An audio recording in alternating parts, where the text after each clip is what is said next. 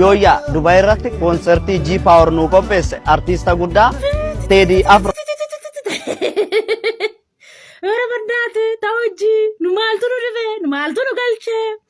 bishaan keenya tokko miti karaan keenya tokko miti jireenya keenya tokko miti habibi nuti Oromoodha waa'ee Habashaa maaltu nu galche Oromoo waa'ee Habashaa maaltu galche isinumti deema bakka tortoraaf raqa allaattiif saree malee kan biraa maaltu dhaqa jedhe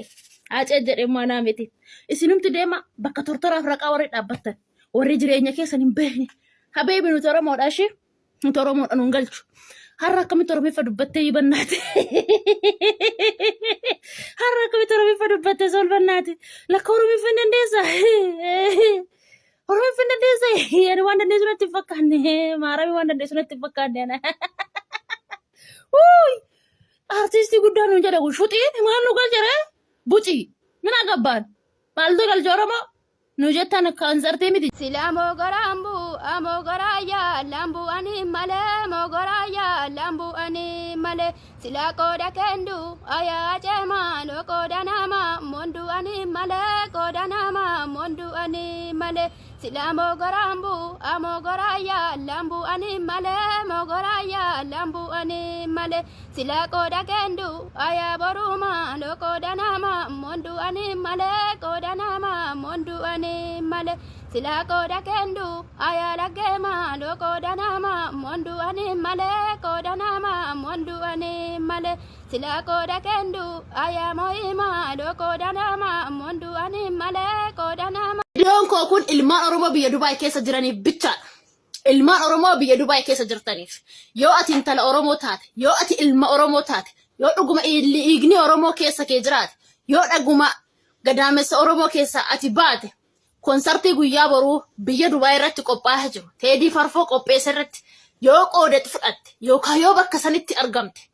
gadaamessi Oromoo si haaganu gadaamessi haadhaa si haaganu lafeen qabsaa'otaa qoree ta'ee si haa waraanu dhiigni qabsaa'otaa lolaa ta'ee si haa fudhatu summii sitti haa ta'u adagaa biyyeen jira sitti haa buusu alchitu siif hin guddatin facaasu siif hin margin guyyaan boruu guyyaa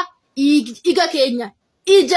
ija qaroo beektu ija qaroo itti dhabne artist Haacaaluu Hundeessaa artistii odoon ta'in qaroo Oromoo ture guyyaa Oromoon gurraachatti uffate hoggaa afuriif gumaa isaallee dhabne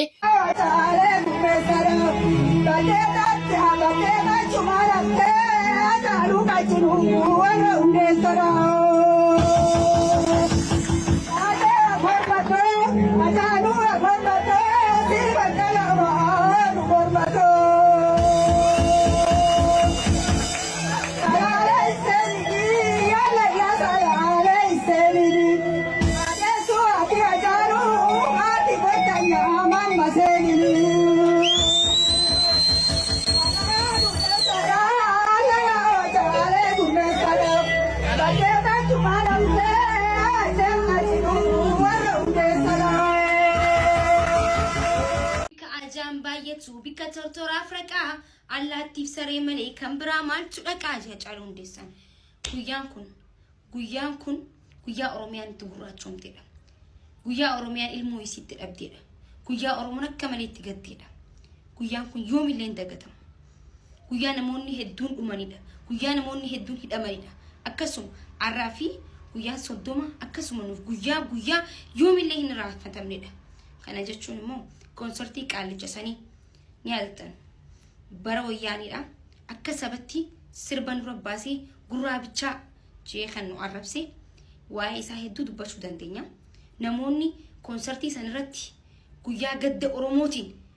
guyyaa saniin namoonni beeysa godhu jirtan ijoollee Oromoo harkaa jirra namoota olii gad fiigaa jirtan bikka tortora Afrikaa allaattiif saree malee kan biraa maaltu dhaqaa jee jira Haacaaluu kanuma isin jechuu barbaada